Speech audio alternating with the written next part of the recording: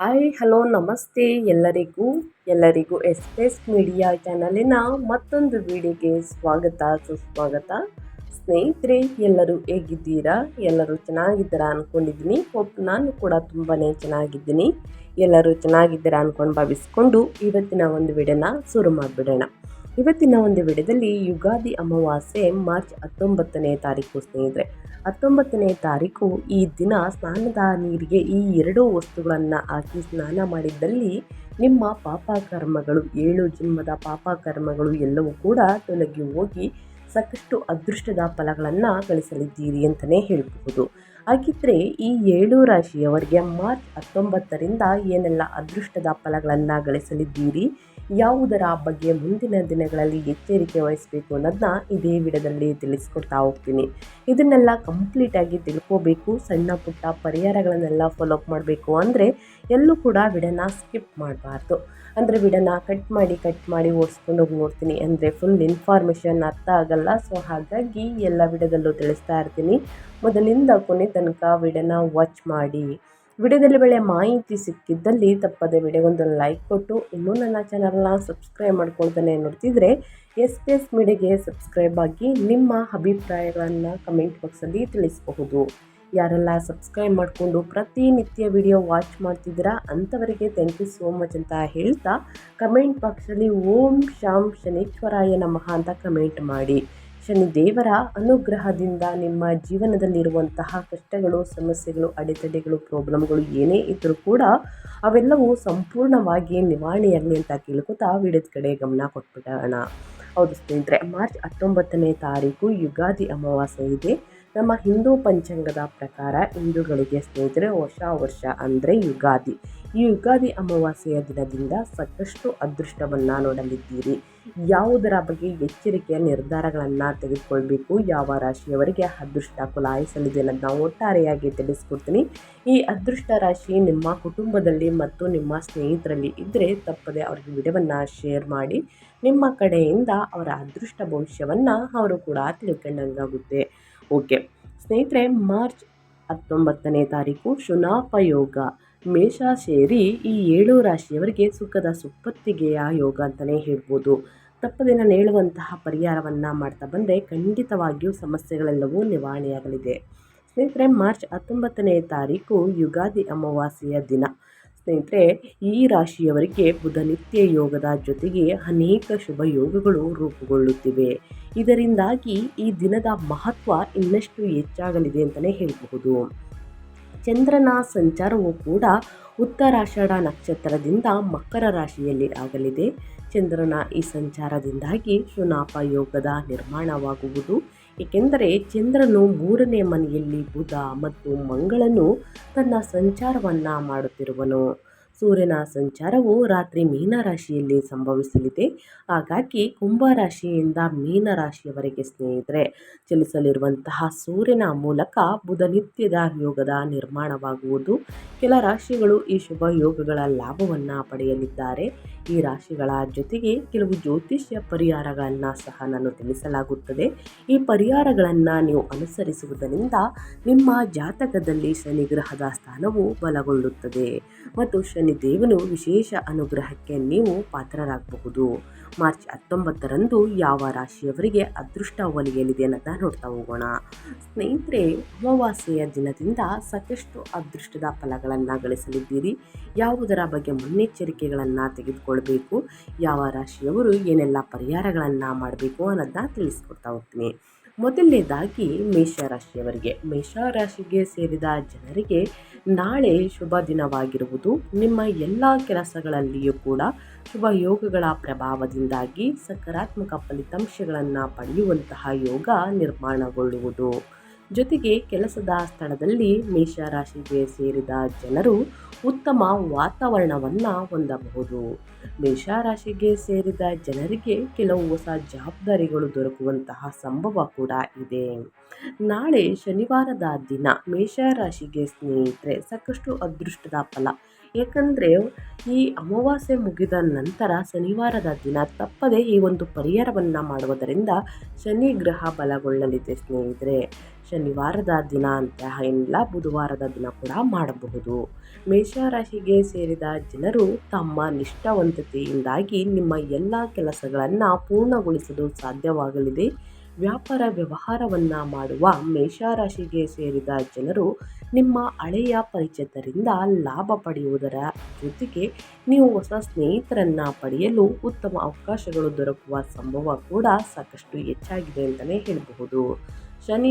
ಶನಿ ಸಾಡೆ ಸಾತಿ ಇರುವಂತಹ ಮೇಷರಾಶಿಯವರಿಗೆ ಸೇರಿದ ಜನರಿಗೆ ಪರಿಹಾರವಾಗಿ ಅರಳಿ ಮರಕ್ಕೆ ಹಾಲು ಮಿಶ್ರಿತ ನೀರಿನಿಂದ ಅಗ್ರವನ್ನು ನೀಡಬೇಕು. ನಿಮ್ಮ ಅದೃಷ್ಟದ ಸಂಖ್ಯೆ ಬಂದು ಸ್ನೇಹಿತರೆ 8 ಆಗಿರುತ್ತದೆ. ಅದೃಷ್ಟದ ಬಣ್ಣ ಬಂದು ನೀಲಿ ಬಣ್ಣ ಅದೃಷ್ಟದ ಬಣ್ಣವಾಗಿರುತ್ತದೆ ಅಂತಲೇ ಹೇಳ್ಬೋದು ಮೇಷರಾಶಿಯವರಿಗೆ. ಇನ್ನು ಮುಂದಿನ ರಾಶಿಯವರ ಬಗ್ಗೆ ಹೇಳೋದಾದರೆ ಕಟಕ ರಾಶಿಯವರಿಗೆ. ಕಟಕ ರಾಶಿಯವರು ಕೂಡ ಏನೆಲ್ಲ ಅದೃಷ್ಟದ ಫಲಗಳನ್ನು ಗಳಿಸಲಿದ್ದೀರಿ, ಯಾವುದರ ಬಗ್ಗೆ ಕಟಕ ರಾಶಿಯವರು ಕೂಡ ಎಚ್ಚರಿಕೆ ವಹಿಸಬೇಕು ಅಂತ ನೋಡ್ತಾ ಹೋಗೋಣ. ಕಟಕ ರಾಶಿಗೆ ಸೇರಿದ ಜನರಿಗೆ ಸ್ನೇಹಿತರೆ ಈ ಅಮಾವಾಸ್ಯೆಯ ದಿನದಿಂದ ಉತ್ತಮವಾಗಿರಲಿದೆ. ಅದೃಷ್ಟದ ಸಂಪೂರ್ಣ ಬೆಂಬಲವನ್ನು ಕಟಕ ರಾಶಿಗೆ ಸೇರಿದ ಜನರು ಪಡೆಯುವಂತಹ ಸಂಭವವಿರುವುದು. ಜೊತೆಗೆ ಕೆಲಸಕ್ಕೆ ಸಂಬಂಧಿಸಿದಂತೆ ನಾಳಿನ ದಿನ ಶನಿದೇವನು ವಿಶೇಷ ಕೃಪೆಯಿಂದಾಗಿ ನೀವು ಸಕಾರಾತ್ಮಕ ಫಲಿತಾಂಶಗಳನ್ನು ಪಡೆಯುವಂತಹ ಸಂಭವ ಹೆಚ್ಚಾಗಿರಲಿದೆ.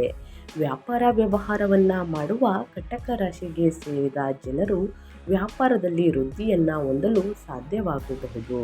ಹಾಗೆ ನಾಳಿನ ದಿನ ಕಟಕ ರಾಶಿಗೆ ಸೇರಿದ ಜನರು ತಮ್ಮ ಸಂಗಾತಿಯ ಸಂಪೂರ್ಣ ಬೆಂಬಲವನ್ನು ತಮ್ಮ ಪ್ರತಿಯೊಂದು ಹೆಜ್ಜೆಯಲ್ಲಿಯೂ ಕೂಡ ಪಡೆಯುವಂತಹ ಸಂಭವ ಹೆಚ್ಚಾಗಿರುವುದು.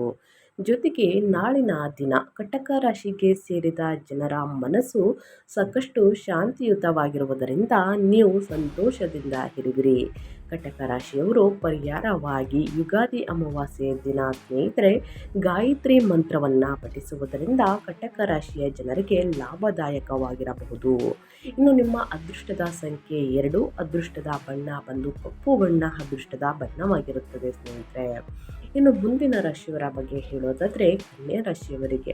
ಕನ್ಯಾ ರಾಶಿಯವರು ಏನೆಲ್ಲ ಅದೃಷ್ಟದ ಫಲಗಳನ್ನು ಗಳಿಸಲಿದ್ದೀರಿ, ಯಾವುದರ ಬಗ್ಗೆ ಮುಂದಿನ ದಿನಗಳಲ್ಲಿ ಎಚ್ಚರಿಕೆ ವಹಿಸಬೇಕು ಅಂತ ನೋಡ್ತಾ ಹೋಗೋಣ.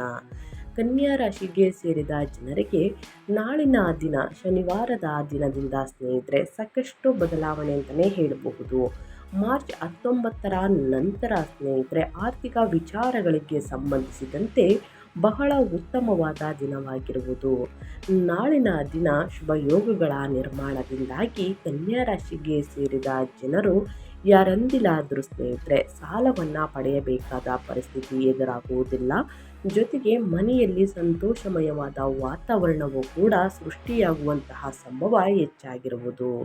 ಕನ್ಯಾ ರಾಶಿಗೆ ಸೇರಿದ ಜನರು ಹೊಸ ವಿಚಾರಗಳನ್ನು ಕಲಿಯಲು ಸಾಧ್ಯವಾಗಲಿದೆ. ಹಾಗೆ ಶನಿದೇವನ ಕೃಪೆಯೂ ಕೂಡ ದೊರಕುವುದರಿಂದ ನಿಮ್ಮ ಕಠಿಣ ಪರಿಶ್ರಮಕ್ಕೆ ಉತ್ತಮ ಫಲವನ್ನು ಸಹ ಪಡೆಯಲಿದ್ದೀರಿ.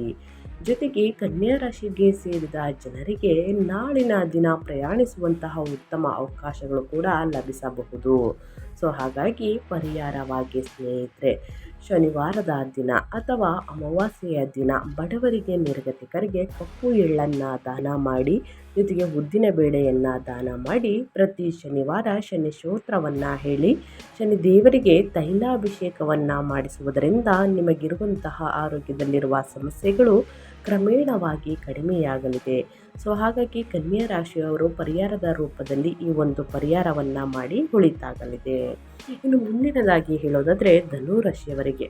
ಧನು ರಾಶಿಯವರು ಏನೆಲ್ಲ ಅದೃಷ್ಟದ ಫಲಗಳನ್ನು ಗಳಿಸಲಿದ್ದೀರಿ, ಯಾವುದರ ಬಗ್ಗೆ ಎಚ್ಚರಿಕೆ ವಹಿಸಬೇಕು ಧನು ರಾಶಿಯವರು ಅನ್ನೋದನ್ನ ನೋಡ್ತಾ ಹೋಗೋಣ. ಧನು ರಾಶಿಯವರಿಗೆ ಸ್ನೇಹಿತರೆ ಸಾಕಷ್ಟು ಅದೃಷ್ಟದ ಫಲ ಅಂತಲೇ ಹೇಳಬಹುದು.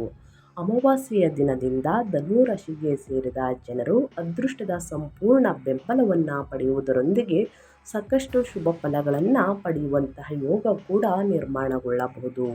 ಹಾಗೆ ಧನು ರಾಶಿಗೆ ಸೇರಿದ ಜನರು ನಾಳಿನ ದಿನ ಸಾಕಷ್ಟು ಸಂತೋಷವನ್ನು ಕೂಡ ಗಳಿಸುವಂತಹ ಸಂಭವವಿರುವುದು.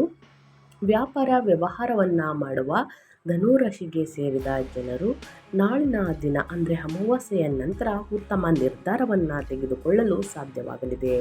ನಮ್ಮ ಹಿಂದೂಗಳ ಪ್ರಕಾರ ಸ್ನೇಹಿತರೆ, ಯುಗಾದಿ ದಿನ ಸ್ನೇಹಿತರೆ ಆದಷ್ಟು ದಾನ ಧರ್ಮ ಪಿಂಡದಾನ ತರ್ಪಣವನ್ನು ಕೊಡುವುದರಿಂದ ಸಾಕಷ್ಟು ಅದೃಷ್ಟದ ಫಲಗಳನ್ನು, ನಿಮ್ಮ ಪಿತೃದೋಷಗಳು ಏನಾದರೂ ಇದ್ದರೆ ಕೂಡ ಸಂಪೂರ್ಣವಾಗಿ ನಿವಾರಣೆಯಾಗಿ ಸಾಕಷ್ಟು ಅದೃಷ್ಟದ ಫಲಗಳನ್ನು ಗಳಿಸಲಿದ್ದೀರಿ.